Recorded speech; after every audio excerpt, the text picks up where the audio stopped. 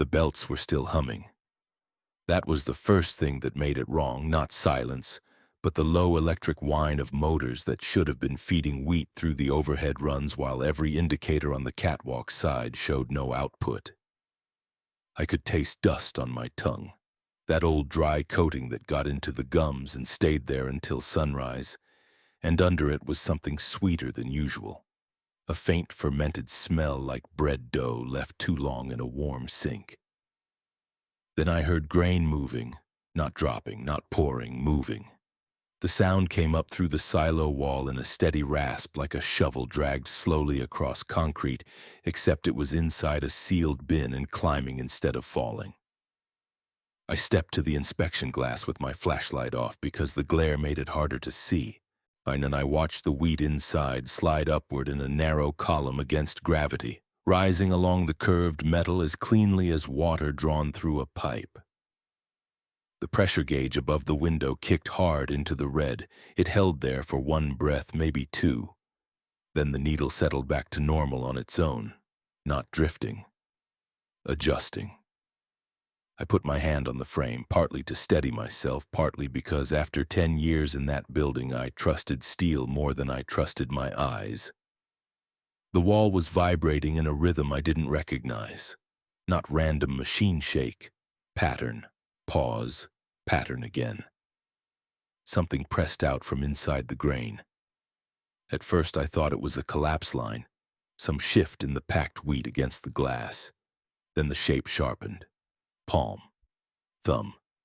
5 clear finger lengths spread against the window from the other side, a made-in grain that should have sloughed away the second it formed. I didn't know yet whether it was trying to get out or trying to show me that it already knew I was there. So why did the safety rules tell me to keep it alive? That was 4 nights before the train left. I had worked nights at Red Willow Grain Elevator in Cass County for long enough that the building lived in my body the same way old injuries do. I knew the pitch each motor took on when a belt was carrying too much load. I knew which ladder rungs had the slightest give to them in winter, when the steel shrank and the cold made everything ring harder under your boots. I knew how the dust settled on the back of your throat around midnight, when the air turned stale and every breath tasted like paper and old flour. And there are people who think a grain elevator is just a big barn with machines in it. It isn't. It's pressure, timing, friction, heat. It's a place where fine powder can kill you if you forget for half a second that the stuff you're standing in used to be a field and is now basically fuel. That familiarity was why I missed the first warning. My shift started just before sunset. Roland Pierce Havel was in the control room finishing the day logs, shoulders hunched inside the yellow work jacket he wore even when the office heater was going. The place smelled like coffee gone burnt on the warmer, dry steel and that sweet edge in the dust that seemed stronger once the sky went dark. Roland had been my supervisor most of the years I'd been there. He wasn't friendly exactly, but he was predictable. In a facility like Red Willow, a predictability counted for a lot more than warmth. He slid the clipboard toward me and tapped the posted manual with one knuckle. "Night procedures don't change because the weather does," he said. That was Roland Pierce Havel. He never raised his voice. He made rules sound like weather. Something you worked around, not with. I glanced at the sign because he expected me to. The official safety sheet was laminated and bolted to the wall. The corners had gone cloudy with age. It said, in that flat company language everybody stops seeing after the first week, always maintain continuous grain flow during night operations. If a silo reports pressure fluctuation, stabilize intake immediately. Do not interrupt automated routing sequences once initiated. Remain inside designated control areas during active cycles. And it looked like every other procedural notice I'd ever seen. Roland watched me read it anyway. "You get any odd readings tonight?" he said. "You follow the board, not your gut." I remember the exact grit in the air when he said that. Dust had been riding the heater vent and catching in the back of my throat. At the time, I took his tone for what it usually was, a supervisor making sure a long shift didn't get creative. Looking back, that was the first piece of evidence I mishandled. I went to the locker room after he left. The fluorescent over the sinks buzzed with that insect wine old tubes get before they die. My locker door stuck halfway, same as always, and when I tugged it open, a folded scrap of paper dropped onto my boot. I almost threw it away without reading it. The note was written in pencil on the back of an old maintenance tag, and the letters were blocky, pressed deep enough to score the card beneath. It said, "Never let the grain sit still after midnight. If a silo stabilizes on its own, shut it down immediately. Break the routing sequence if it starts repeating. If you hear movement with no machinery running, leave the floor, no signature, no date." Just above it, wedged in the lip of the locker, was another strip torn from what looked like a shipping form. Same handwriting. Same pressure in the strokes. One sentence. "The official rules are for them." I actually laughed. Not because it was funny, because that's what you do when you've spent half your life around men who leave each other stupid little superstitions to make the long nights go faster. Grain elevators attract folklore the way old hospitals do. Don't whistle in the head house. I don't point at a dust devil in the yard. Don't say a bin is empty until you've put eyes on the floor. Most of it comes from real hazards and then grows teeth in the retelling. I tucked the notes back into the locker door so they wouldn't end up in the laundry and went upstairs. The first few hours were ordinary enough to make me feel foolish later. Intake was steady. Moisture numbers held. The conveyor harmonics were normal, that layered industrial sound that turns into background after enough years. Belts rattling overhead, augers grinding under the concrete, the constant dry rasp of grain threading through metal chutes. Outside, the prairie wind pushed at the siding in long, hollow gusts. Inside, the heat from the machinery sat under the roof while the floor stayed cold enough that the steel grates bit through my boots. And I made my first round just before full dark, flashlight, radio, gauge log. My body knew where to go before I thought about it. That was another problem. Competence becomes a kind of sleep if you let it. Nothing looked wrong, nothing sounded wrong. But twice on the south run I caught that sweeter smell again, stronger than normal, like damp mash under dry dust. It seemed to thicken around the intake chutes and then fade when I stopped moving. I told myself one of the loads had come in warm from storage. That detail seemed minor. I have thought about it every day since. Around 11:30, I came back through the control room and saw the handwritten note again where I'd set it beside the keyboard, 4 warnings against 4 official instructions. For a moment, I found myself comparing them line by line, not because I believed them, but because contradiction bothers me. That's all investigation starts as most of the time, irritation with something that doesn't line up. Why say never let the grain sit still after midnight when the manual said maintain continuous flow all night anyway? Why warn me to shut down a silo that stabilized itself when the board said the opposite? Why tell me to break a repeating sequence unless somebody had seen one repeat before? Those weren't ghost story questions, they were work questions, and work questions are how I got in over my head. A little after midnight, the north pressure line alarm flicked amber for Silo 7. Not red, not an emergency. Just enough of a fluctuation to require action and a note in the log. I remember the board light reflecting off the dust on the monitor casing, making the whole room look foggy. I remember the stale taste in my mouth when I keyed through the reading and saw the swing, up, down, up again, sharper than normal settling. The manual was right in front of me. If a silo reports pressure fluctuation, stabilize intake immediately. I had the handwritten warning in my pocket, folded against my leg. If a silo stabilizes on its own, shut it down immediately. I followed protocol. I increased intake flow to Silo 7 by a narrow margin, enough to keep the column fed and smooth out a false bridge if that was all it was. The command took.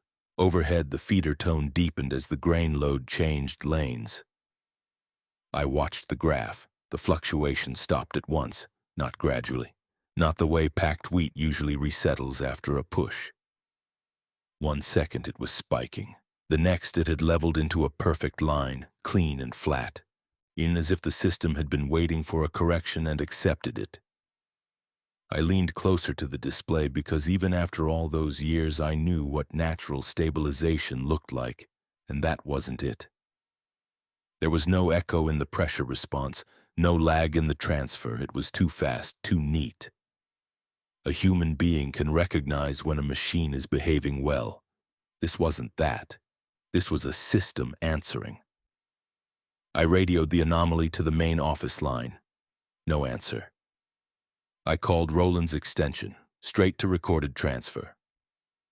I left a message with the time, the silo, the fluctuation, and the speed of the recovery. My own voice sounded dry and careful in the empty room. Then I logged it. When I hit save, the cursor hung for half a second before the entry stamped complete. In the status field, where I hadn't typed anything yet, and one word appeared and then vanished. Stabilized. I sat there with my hand still on the keyboard, dust gritting under my palm, and told myself I had probably hit a key without noticing. That was the explanation I wanted, not because it made sense, but because it was small. Investigation gets dangerous when you keep choosing the smallest explanation after the evidence has stopped being small. I went to Silo 7 in person. The catwalk was colder than the control room and carried sound differently. All the machinery turned metallic by the night air. Beneath my boots, the grating trembled with the running load. The inspection glass showed nothing unusual. The grain surface sat level under the internal lamp, soft gold and dead calm. Pressure gauge normal, intake smooth, no bridged pockets, no moisture crust, and no reason for the correction I'd just seen. I put my hand to the wall, warm, not from friction, not from a moving load, just warm enough to notice through leather. I wrote that down too. Still no answer from management. By then I wasn't asking what the handwritten notes meant. I was asking who had messed with the controls or the sensors or the logging software. That was the wrong question, but it moved me one step closer to a worse one. The night after that, I started listening more carefully than I usually did. That's the thing about long-term industrial work. You can tell yourself you're observing because you're trained, but most of the time you're listening for a break in a song you've memorized. Red Willow had its own rhythm: intake, transfer, pause, belt slap from the west conveyor, reclaimer cough on the secondary run. It dust fan cycling every few minutes with a shudder that came up through the floor and loosened powder from the rafters. When something entered that rhythm and didn't belong, I heard it. A little before 1 in the morning, I heard knocking from Silo 4. 3 taps, a pause, 2 taps. I stopped in the service corridor and held my breath. The air in there was thick enough to taste. Old grain, dry rust, that sweet, fermented note stronger toward the bins. I checked the wall panel beside the door. Silo 4 was inactive, no intake, no discharge, no auger movement, no fan. 3 taps, pause, 2. It came from inside the metal. I opened the access door onto the observation bay and the noise stopped. Not faded, stopped. That made the back of my neck tighten in a way panic never has. Panic is hot. This was cold. And this was the part of me that had spent years around dangerous machinery, realizing the danger might be listening too. I checked the board first because routine keeps you functional. All systems on that line were idle. I checked breaker status.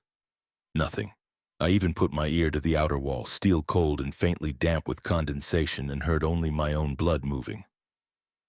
Then I went to the inspection window. The grain surface on the far side was smooth as poured concrete. No slide marks, no collapse ridge, no disturbance at all. I stood there long enough for dust to settle on my lashes and for the stale taste in my mouth to go chalky. My flashlight beam caught little motes drifting down the glass. For 1 second, I thought I saw the top layer of wheat tighten, not move exactly, but pull itself finer, in as if thousands of separate kernels had leaned toward one another. Then the overhead fan kicked on somewhere in the building and the reflection broke. I made a full circuit of the inactive bins after that. Nothing. On the way back through the lower passage, though, I heard the same sound again from behind me. Not knocking this time, but a brief dry rustle that traveled along the wall at shoulder height like something keeping pace on the other side. When I turned, it was gone. I didn't put that in the official log. Instead, I went downstairs and pulled old maintenance reports, thinking there might have been a trapped brace or a warped pressure plate in that line. I found vibration complaints, bearing replacements, hopper cleanouts, routine dust accumulation warnings, no pattern, no note about unexplained internal movement, no mention of self-stabilizing loads. Nothing that would justify the warnings in my locker. At the time, I assumed somebody had witnessed a near miss and started their own private rulebook. I know now the private rules were the only honest record in the building. Cora Lynn Duvall started on nights a few months before all this, which still made her new by elevator standards. She was younger than me by a good stretch, but she didn't have the hesitancy newer operators usually carry, that habit of checking the panel and then checking your face to see if they missed something. Cora moved through Red Willow like she'd already learned what parts of it could hear. She cornered me near the scale office around 2 in the morning, just after I'd finished another silent check on Silo 4. The office was dark except for the desk lamp, and the room smelled like old paper, coffee grounds, and wheat dust cooked warm by the ballast in the fixture. "You've been doing extra rounds," she said. I shrugged. Pressure anomaly in 7, noise in 4. She didn't ask what kind of noise. "Did you follow the board when 7 moved?" The way she said moved made me look at her differently. "I followed procedure," I said. Cora leaned one shoulder against the doorframe. There was dust on her sleeve and a thin line of grain powder along her collar like she'd brushed too close to a chute. "That's what Roland Pierce Havel told you to do. Roland tells everybody that. Roland tells people what keeps the place running." There was a hum in the floor from the transfer line 2 levels up. It came through the concrete in a slow pulse. I noticed Cora's fingertips tapping that pulse against her thigh without seeming aware of it. I said, "You put those notes in my locker." She didn't deny it. "Then you tell me what they're for." Her eyes moved past me toward the hallway, listening. The fluorescent over the sink buzzed, and somewhere down in the reclaim level a gate clanged softly and then settled. Cora lowered her voice. "The posted rules are for continuity. The notes are for survival." That would have been the sort of line I'd dismiss from anybody else. From her in that building, with the air tasting sweet and wrong, it landed differently. "You want to explain continuity?" "No," she said. "Not until you stop helping it." I laughed once, same reflex as before, but there wasn't any humor in it now. "Helping what?" She looked at me for a long time, not dramatic, not frightened. Measuring, the sort of stare you give somebody stepping toward thin ice. Then she asked, "When did it start recognizing you?" The question hit so cleanly that for a moment I didn't have anything to answer with. My mouth had gone dry again. I could hear the grit between my teeth. "What are you talking about?" "The first time it answered you. The first time it settled because you were there. The first time it repeated something it shouldn't know." I thought of the word on the screen. Stabilized. I thought of the warmth in the wall. I thought of the knocking that stopped when I opened the door. Cora watched all of that happen on my face. "Don't go below the reclaim floor after 3, she said. "And if you hear grain moving when the machinery's dead, don't go looking for a reason. Leave." You sound like you've seen this before. Her expression didn't change. I sound like I'm still here. That line should have made me back off. Instead, it made me pursue it harder. That's the ugly side of competence. You start believing that staying functional means you're entitled to the full explanation. I said, if something's wrong in this place, Roland needs to know. Roland knows enough. That was the first time betrayal entered it for me. Not because I understood the scale, but because of how certain she was. I wasn't used to being the last person to hear about a real risk in my own building. Cora Lynn Duval, I said. Either tell me what this is or stop handing me scraps and expecting me to guess. For the first time, something like sympathy crossed her face. It was worse than fear would have been. You still think this is about what happens in one elevator? Then she pushed off the frame and started down the hall. She stopped only once, without turning around. If the routing sequence repeats exactly, don't trust any command that says it came from you. I stood there listening to her boots fade into the larger machinery noise, and what bothered me most wasn't the warning. It was that she had spoken like someone referencing events I hadn't reached yet. That was the moment I stopped asking who had tampered with Red Willow. I started asking who had used it before us and for what. The next night I came in early and brought a legal pad from home. Digital logs are good for operations, they aren't good for suspicion. Systems sort for what they expect you to look for. I wanted sequence numbers, timing intervals, intake shifts, pressure changes, all in one place where I could see the repetition without the board smoothing it into categories. The control room smelled like hot circuits and grain dust. Outside the windows, the yard lights threw flat yellow bars across the loading lanes. Inside, the monitor glow made everything look tired. I started writing down every routing change by hand. At first, the pattern only felt familiar. Then it became precise. The same transfer branch repeated on an exact interval regardless of load differences. Not identical outcome, identical decision path. A heavy run that should have diverted to balance pressure went where a light run had gone earlier. A low moisture lot followed the same route as a higher moisture lot, even though the board should have sorted them apart.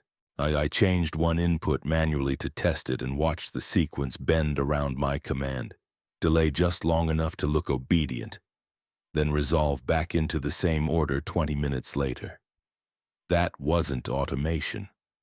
That was correction. I spent the dead stretch between 2 and 4 in the morning cross-checking archived local logs. Dust had built up in the old records cabinet so thick that when I pulled a drawer open, a powdery smell bloomed into the room and coated the back of my tongue. The computer archive went back years. Before that, there were scanned copies of shipment reports and handwritten sheets from before the software upgrade. I wasn't looking for anything broad yet. Just recurring route numbers. I found them, not once in a while, not under special conditions, constantly.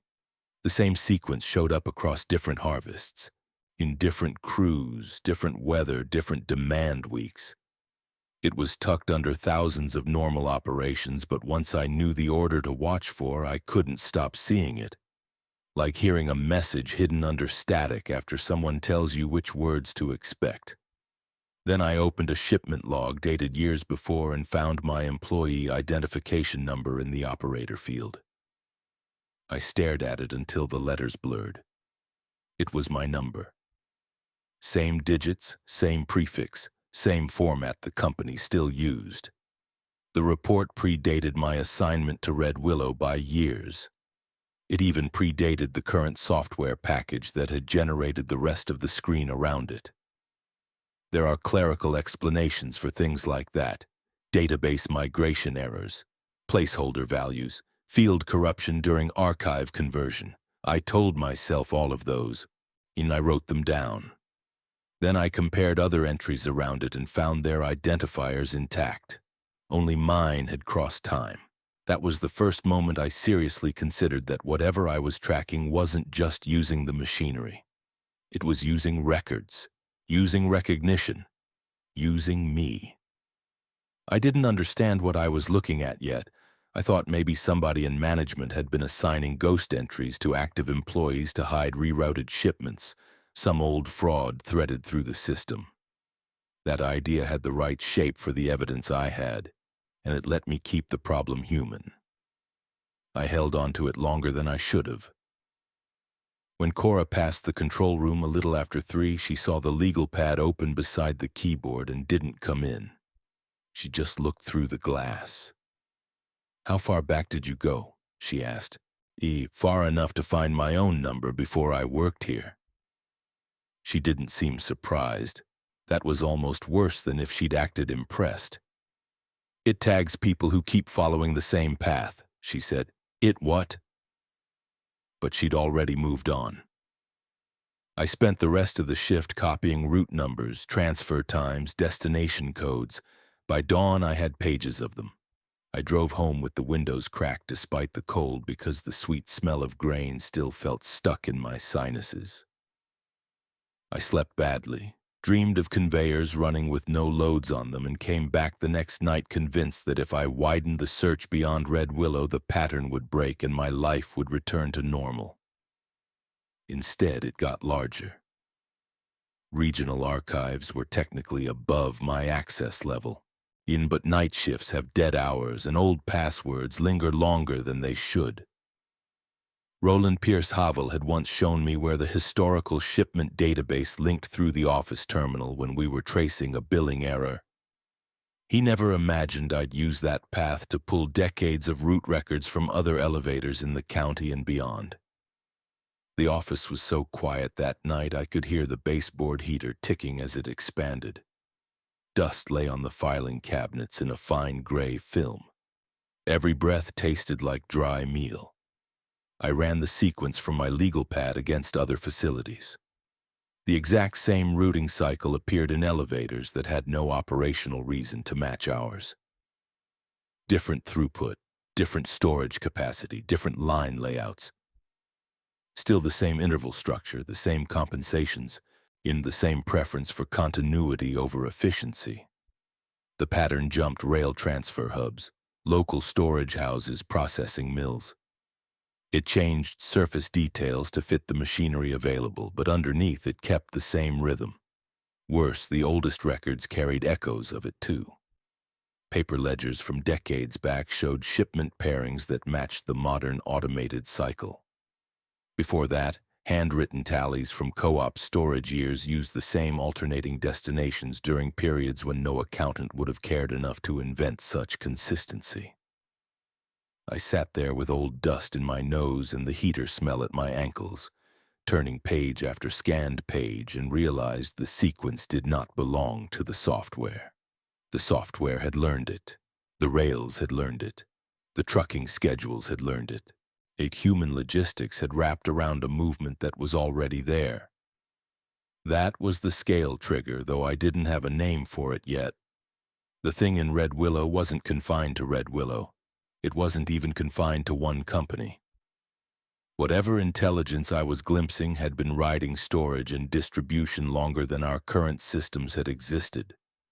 We hadn't built a network and accidentally contaminated it. We had inherited a route. I copied destination clusters onto another sheet and laid them out by year.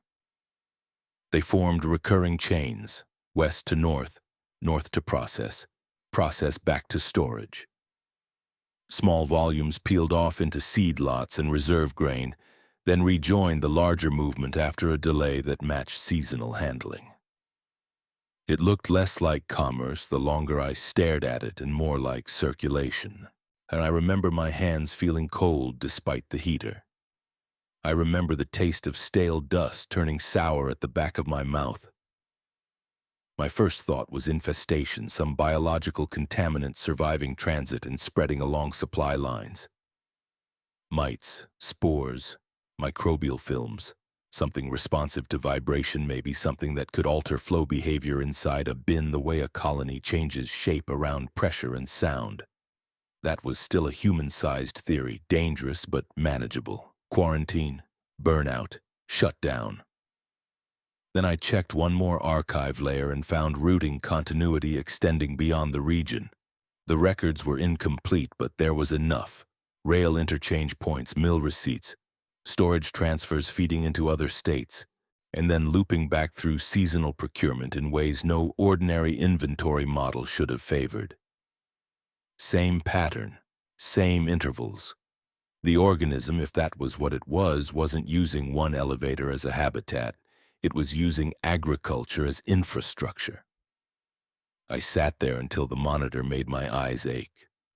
Somewhere above me, grain whispered through a transfer chute in a dry, papery slide. For the first time in my life, the sound no longer meant product moving through a system we controlled. It meant the system itself was alive enough to move product through us. That should have sent me to Roland. It should have sent me to the state, to federal inspection, to anybody with authority and outside air in their lungs. Instead, I made the investigator's mistake. I wanted one more proof before I exposed something this impossible. So I decided to break the sequence on purpose. There are cleaner ways to test a system. There are safer ones too. But by that point, I already knew the routing cycle adjusted around small interference. To learn whether it was responsive or merely stable, I needed to hit a point where compensation would be costly. I waited until after midnight when intake was high enough to matter and shifted a live run away from its repeated path, forcing a split through two alternate silos that should have created a temporary pressure imbalance across the line. The instant I executed the change, the building changed with it. Not dramatically, that's important. No alarms, no obvious failure, just a ripple through the floor under my boots, a low vibration traveling outward from the central leg and into the silo bays. The control room air felt tighter, somehow, and the fermented sweetness sharpened until it overpowered the usual dust smell. On the board, the rerouted line held for 13 seconds. Then 3 other channels opened without command. One feeder spun up, then another. A discharge gate adjusted on the west side. Pressure in Silo 7, Silo 4, and a reserve bin on the north line flattened at the same moment, despite there being no operational reason for them to coordinate. The system didn't reject my interference. It flowed around it, like water closing over a stone. I tried to lock one branch manually. Access denied flashed on the control screen. I had full operator authority. I tried again. Access denied. Then a radio crackled from the desk, sudden and loud enough to make me jerk. Roland Pierce Havel's voice came through with static under it. Who authorized the reroute? I keyed back. I'm correcting a repeating cycle. Restore the sequence. Roland, pressure stabilized in 3 bins at once. That's not normal. Restore it. He never asked if I was safe, never asked what had caused the shift. All he cared about was continuity, the same word Cora had used. The betrayal in that moment wasn't dramatic.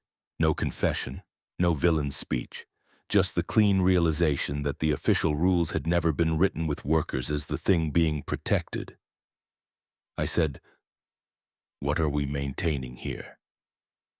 Roland was quiet long enough that I heard the hiss of the radio line, and beneath it, somewhere far off in the building, the constant dry rasp of moving grain. Then he answered, "The only reason the place still behaves." That was as close to honesty as I ever got from him, and I restored half the sequence, not all of it. Just enough to keep the line from tripping while I watched what the system chose to repair. The alternate paths corrected faster than any operator team could have managed. Loads redirected through channels with no cued instruction. Timing offsets vanished. Pressure normalized. It wasn't saving the grain. It was preserving its own pattern. I looked down at my legal pad full of routes, dates, and crossed-out theories, and understood that every official procedure in the building was shaped to keep that pattern intact. The handwritten notes in my locker weren't safety tips. They were sabotage attempts from people who had recognized the pattern and tried in small local ways to injure it, and the system had learned how to survive both obedience and resistance. Looking back, and that was the last moment I could have walked away and been merely haunted. Instead, I went to the silo floor. I didn't tell anybody, not Roland, not Cora. I left the board on partial automatic, took my flashlight, and went down into the lower run where the vibration was strongest.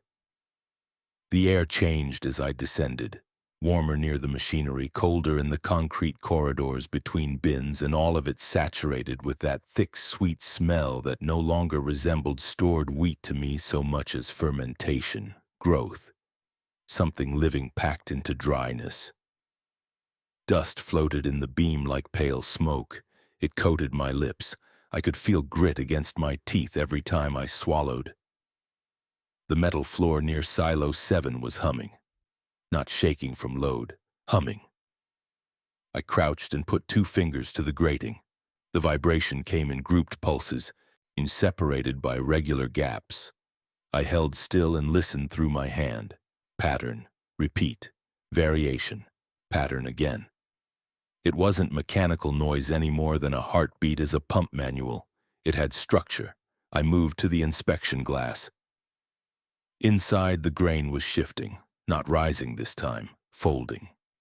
Thin ridges of wheat lifted and collapsed in intersecting lines across the surface, building and erasing angular forms too deliberate to call slumping. Triangles, offsets, hexagonal clusters that locked together for 1 second and then softened apart. The geometry wasn't decorative. It felt functional, like watching muscles tense under skin. Every time I shifted my weight on the catwalk, the pattern changed in response, not mirroring me exactly, but recalculating around the disturbance I introduced. A thought came to me then, cold and complete. And it wasn't the kernels moving that mattered. It was what was between them. Processed wheat isn't clean no matter how well a facility runs.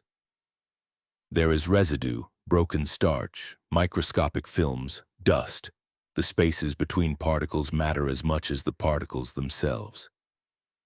If something lived in those films, if something old and distributed used vibration the way nerves use chemistry, the bins weren't containers. They were organs. The floor pulse changed. 3 quick beats. Pause. 3 again. My flashlight flickered, not from failing battery, but from the vibration shivering through the casing in my hand. In the glass, the geometric structures tightened into parallel bands that all pointed toward the service door behind me. I had the distinct and impossible impression that it wanted me to turn around. I didn't, and I backed toward the control ladder, keeping the window in sight, and reached the shutdown pull for the local routing line. If I couldn't kill the whole system, I could isolate one section long enough to prove whether the response required live movement. My hand was on the lever when Cora spoke from the dark behind me. "Don't!"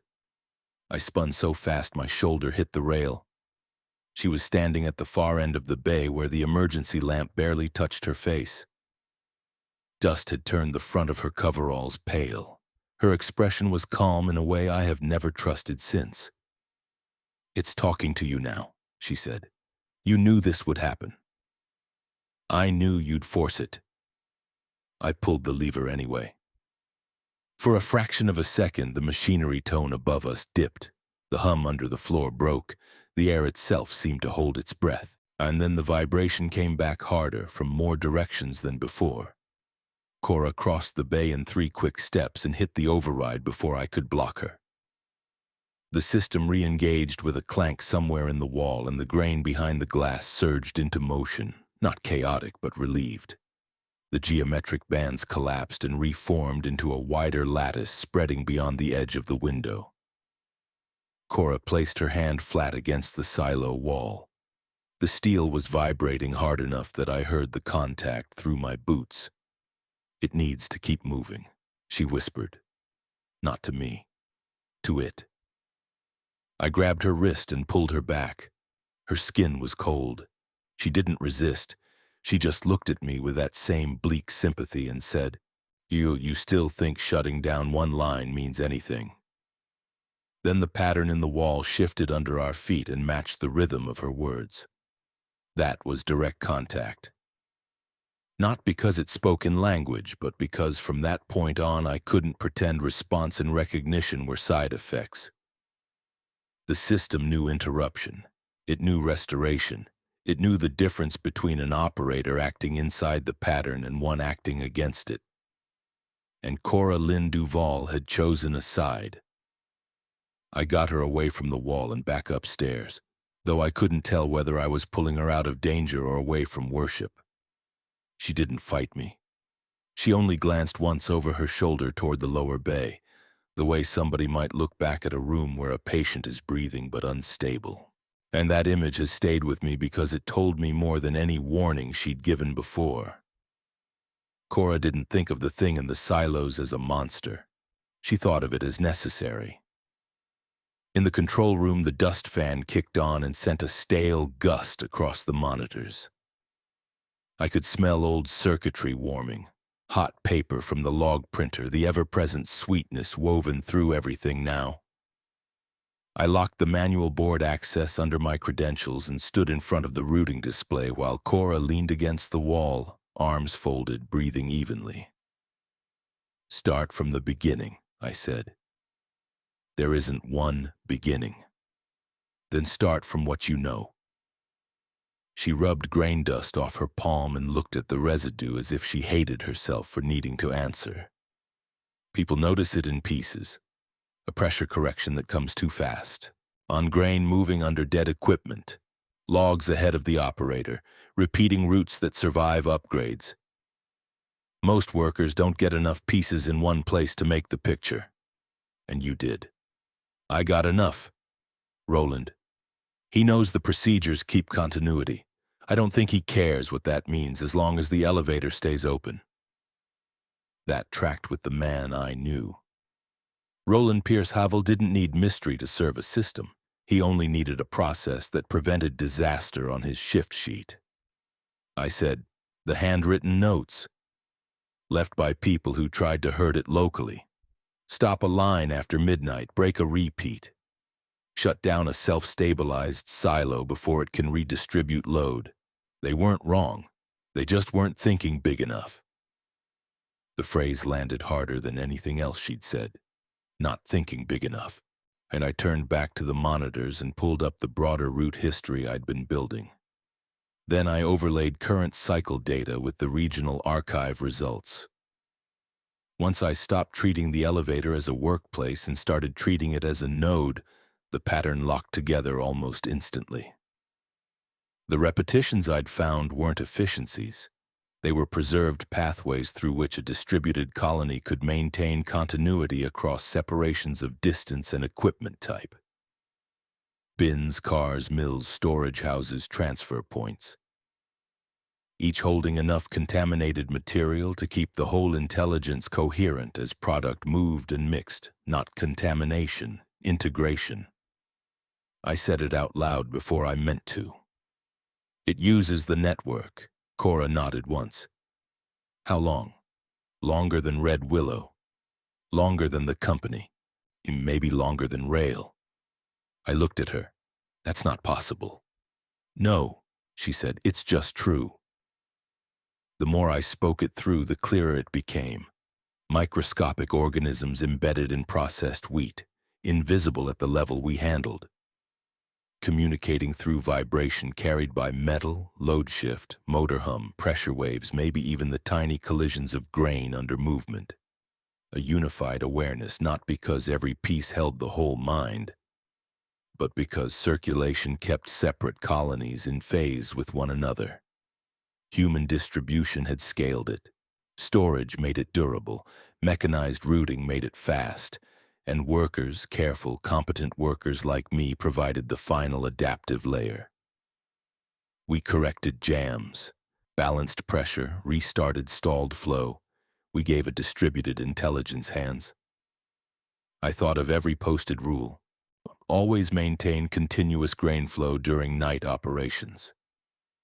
If a silo reports pressure fluctuations, stabilize intake immediately. Do not interrupt automated routing sequences once initiated. Remain inside designated control areas during active cycles. None of those existed to protect men from machinery. They existed to protect continuity from men. The betrayal of that didn't come from Cora. It came from the building itself, from all the years I'd spent serving something I thought I managed. I needed one last confirmation, not because doubt remained, but because the human mind fights scale until the evidence corners it. I pulled the long route shipment forecasts, rail departure manifests, and processing handoffs for the next 48 hours. On the line of movement extending out of Red Willow connected to multiple facilities in a chain I could now read like a circulatory map. Grain leaving our silos tonight would merge, separate, seed other storage, cross into mill systems, re-enter reserves, and continue the pattern hundreds of miles from where I sat. Shutting down Red Willow would do nothing permanent. The network would route around absence the same way it had routed around my interference. To kill the system, you'd have to dismantle continuity across the agricultural grid itself. Storage, transit, processing, seed reserves, regional timing, possibly more than that. And because the sequence had persisted through decades of operational changes, somebody had tried pieces of that before. Fires, closures, rebuilds, upgrades, bankruptcies.